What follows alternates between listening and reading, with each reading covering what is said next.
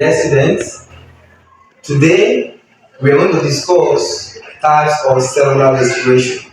We have two types of cellular respiration. Number one is aerobic respiration. Number two is anaerobic respiration. Okay, aerobic respiration involve the breakdown of glucose in the presence of oxygen to release carbon dioxide, water molecules, and 38 molecules of ATP, which we discussed in the last video as adenosine triphosphate. Okay, while the anaerobic respiration involve the breakdown of glucose in the absence of oxygen to release only two molecules of ATP.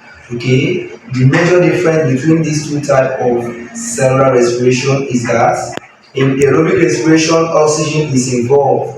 That occurs in the presence of oxygen and it produces 38 molecules of ATP.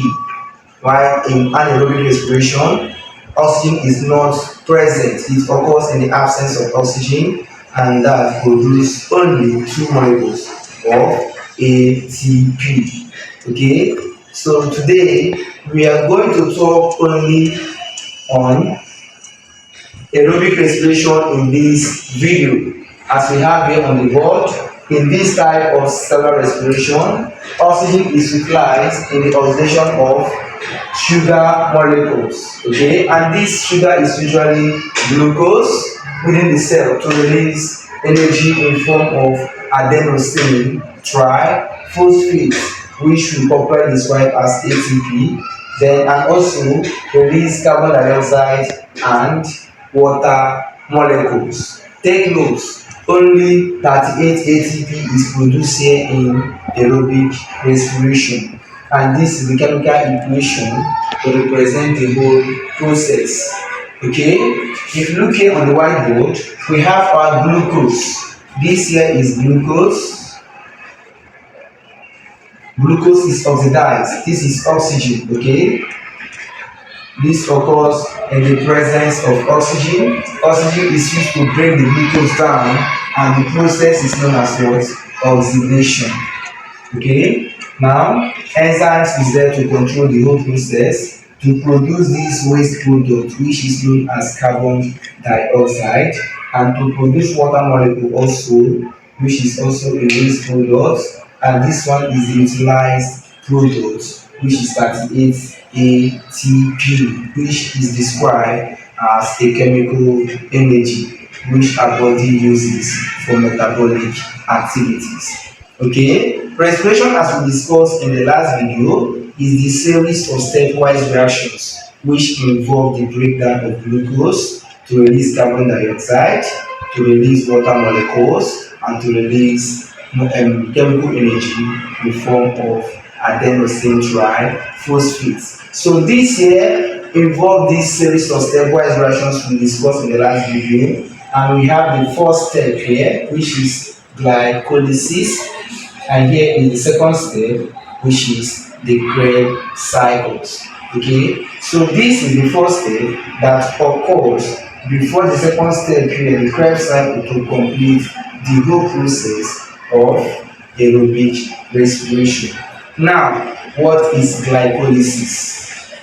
Glycolysis is the incomplete oxidation of glucose, okay, into pyruvic acid.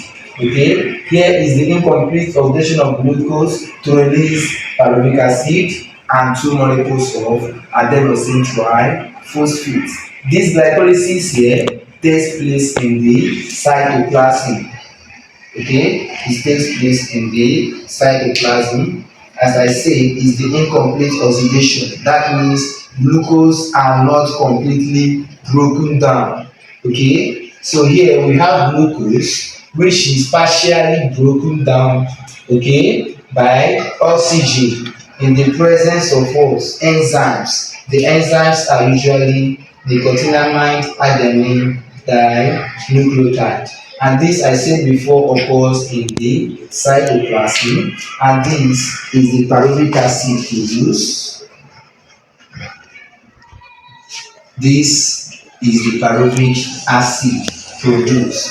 Then this is hydrogen ions produced, and the two molecules of adenosine triphosphate is produced here during the glycolysis. Okay, remember it occurs in the cytoplasm and it involves partial breaking down of glucose by oxygen. Then here is the second phase of this process of aerobic respiration. This is Krebs cycle, also known as citric acid cycle.